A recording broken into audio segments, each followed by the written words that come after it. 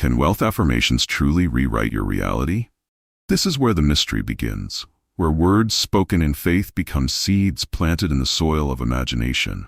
This is where Neville Goddard's timeless truth comes alive, revealing that affirmations are not just sentences, but states of being that reshape the unseen. This is the moment you realize that wealth is not pursued, it is assumed. First in consciousness, then in fact. This is where belief becomes blueprint and emotion becomes the architect of everything you touch. This is how a whispered affirmation like, "I am wealthy now," begins to alter your inner atmosphere until the world must reflect it back to you. This is where it all turns, because Neville taught that imagining creates reality. Not sometimes, but always. This is where illusion fades and you see that poverty is not a condition, but a conviction quietly rehearsed in the background of thought. This is where truth breaks through and shows you that every repetition of faith reshapes the structure of your world. This is where it begins to click, that every word you speak with feeling carries creative power into form. This is where your imagination becomes your silent factory of fortune, unseen yet constantly producing outcomes that mirror your inner state. This is why the richest people in spirit are those who dare to believe before seeing.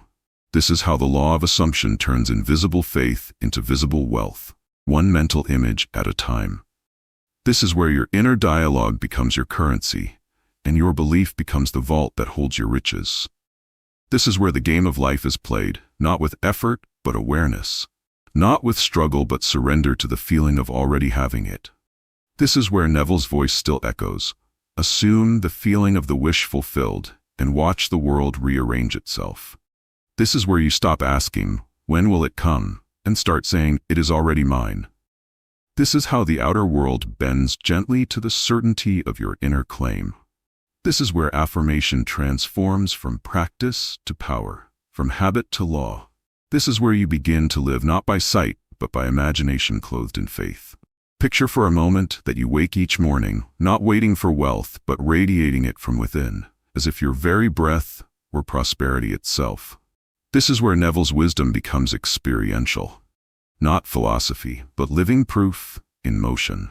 This is where the unseen law responds to your conviction faster than effort ever could. This is where you start to sense that every affirmation you once doubted was a key you hadn't yet turned. This is where wealth begins to chase you because you've aligned with its vibration rather than its absence. This is where the act of saying, "I am," becomes an invocation, summoning the state you claim to be true.